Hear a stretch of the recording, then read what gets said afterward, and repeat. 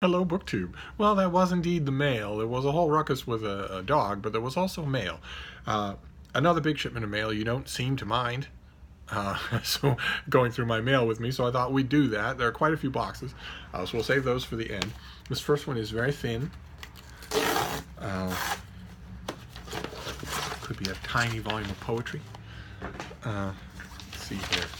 It is a slim volume of poetry. It comes out in January. It's called 3 Poems by Hannah Sullivan. 3 poems. Routine can devour years of memory into one image. It is often a banal image, perhaps a moment of our bathing habits, telltale sounds of a street cleaner outside our window, the daily good morning to our cubicle mate. But it is also one of profound depth. Behind these banalities live the ghosts of thousands of days. Employing the intensity of these deceptively monotonous images, this book is a lyrical and philosophical reflection on repetition and change. A moment of our bathing habits. How weird a thing is that? That's odd. I wish I had bathing habits. I don't have a bathtub that works. I have a shower, but I don't. The bathtub, the tiny little thing, the gesture of a bathtub at the bottom of my shower is an insult to the name. So I don't get to wallow. What I wouldn't give.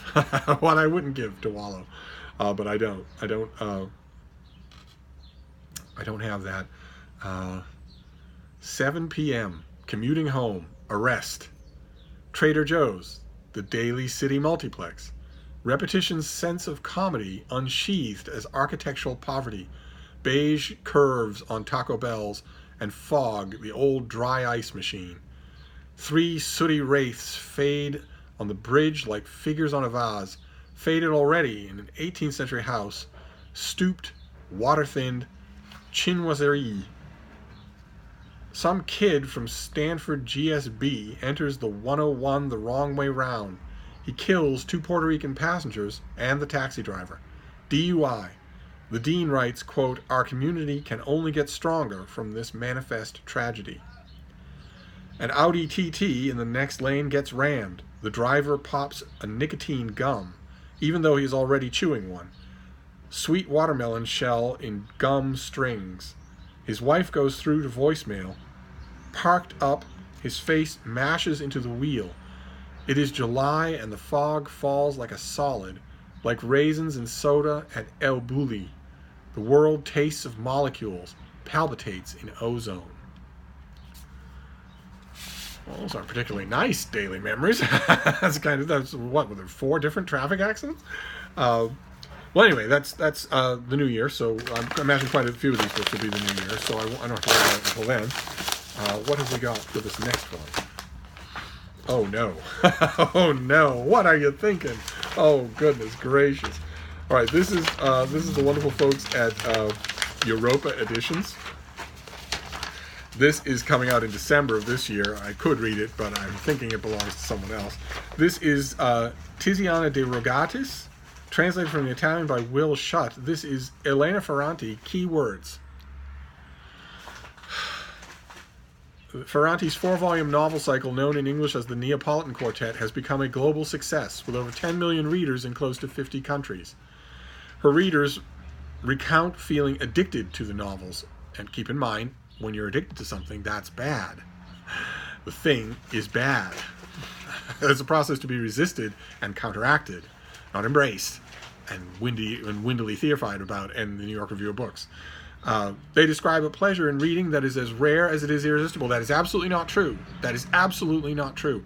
What is rare is for those people. It always reminds me of some middle manager, an android that I had at the bookstore once, 30 years ago, who read Hat Conroy's Prince of Tides and could not shut up about how much it moved him. I had tears streaming down my face at the end. Do you know what that means? And I finally had had enough. And I said to him, yeah, I know what that means. It means you almost never read novels.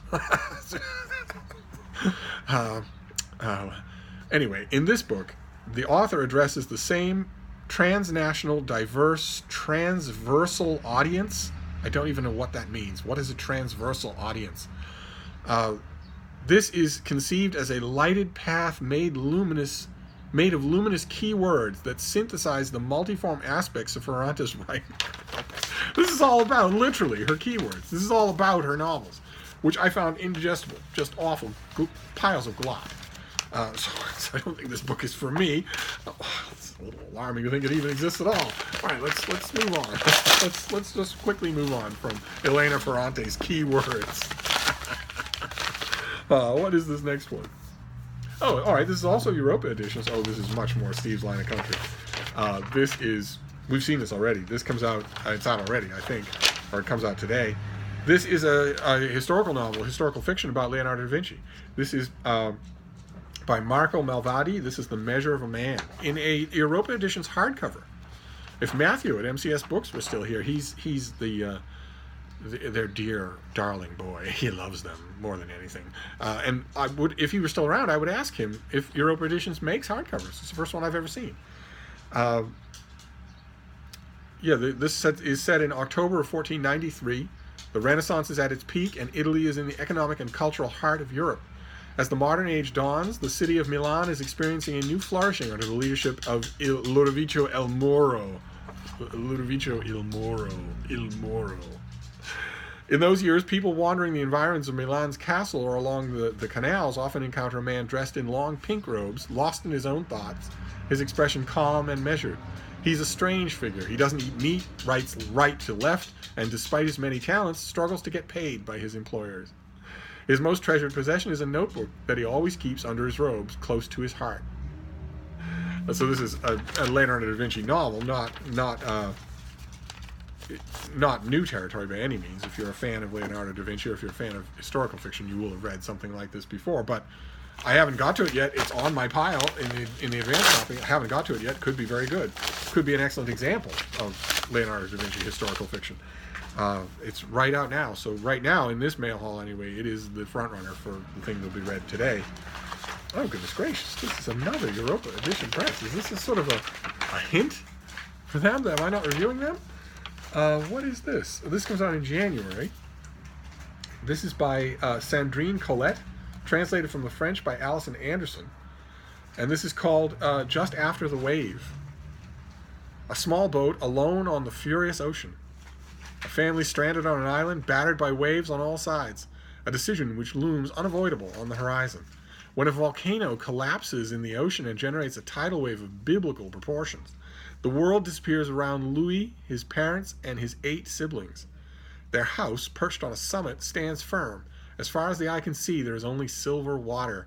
It is shaken by violent storms like jolts of rage. For 6 days they have been hoping for relief because food is becoming scarce. But only debris and swollen bodies approach their island, and now the water is rising again. The parents understand that they must make for the highlands, where they will find help. But there isn't room for everyone on their boat. They will have to choose between their children.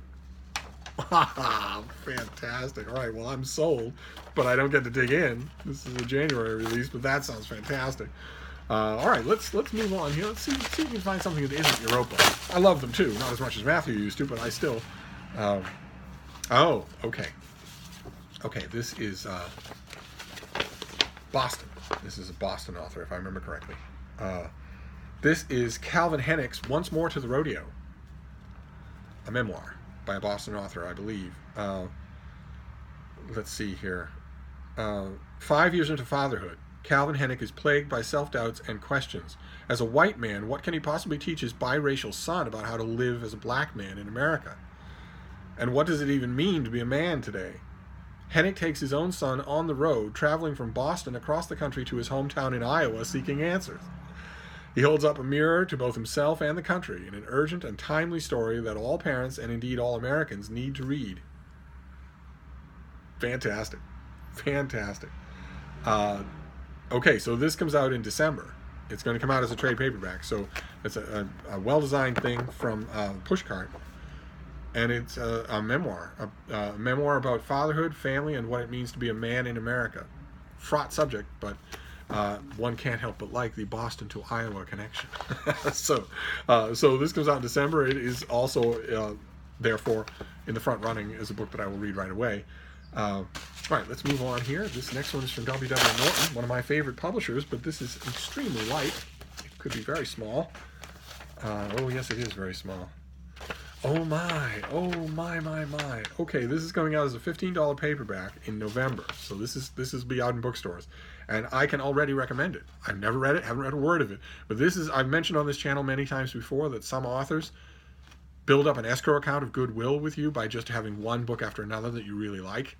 And this is one of those authors for me. As far as I'm concerned, he's only had one slight misstep in his entire publishing career, that's a good deal of goodwill. I know already that I am almost certainly going to enjoy this thing. This comes out in mid-November. It's by Jack Miles, the author of God, a Biography, and it's called Religion as We Know It, an Origin Story.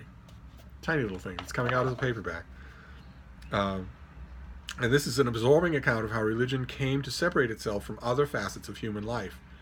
Drawing on his brilliant introduction to the influential Norton Anthology of World Religions, scholar Jack Miles tracks the history of religious practice and how we think about that which is unknowable.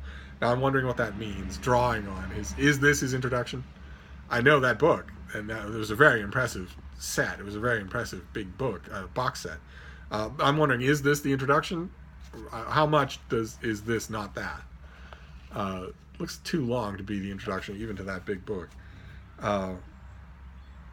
The author examines how this secular form of study emerged in the West, tracing religious practice in Western civilization as it diverges from more ancient cultures, where religion was integrated into every part of existence.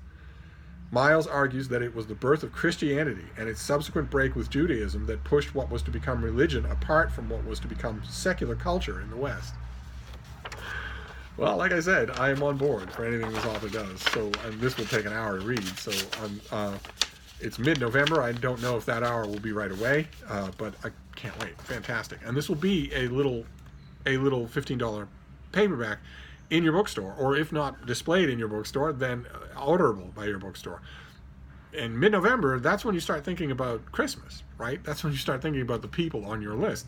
If you've got somebody who's interested in theology or religion of any kind on your list, this would be a good present, and also a good stocking stuffer, a good additional present if you're flush. So that is the first part of this mail haul. There were all the non-boxes. Now we have a small stack of boxes to do with this. None of the boxes is very big, but still, boxes are fun. And they almost always mean finished copies, which is lots of fun too. So let's see what this first one is. It's from Oxford. Let's make a mess on the floor. Okay, this is a November release. I think we've seen this already. This is by Michael Kearns and Aaron Roth. This is the finished copy of The Ethical Algorithm. I cannot avoid sunlight. I just can't do it. I guess I could film under a table in the kitchen. Just go under the table and then put drop cloths over all sides of the table and hunker down, and maybe that would be it. But otherwise, we're going to have burning bright spots anywhere. At all times of the day or night. I filmed in the middle of the night. It doesn't make any difference. The date on this is November 1st, but it's Oxford, and it's not a headline title, so it could be out already. And it's all about algorithms. Algorithms have come to dominate today's modern life. From advertisements to consumer lending to college admissions and hiring, to our day to day is increasingly moderated by technology. At the same time, complex algorithms also routinely violating basic rights of individuals. How we choose to address the issue of misbehaving algorithms will have widespread implications, not just for business and technology, but for society as a whole. And algorithm experts will tell you that there's only one way to address this problem, and that is not to pull the plug. Of course, we need these things. We can't get rid of them. No, the way to address it, experts will say, is to build the algorithms correctly.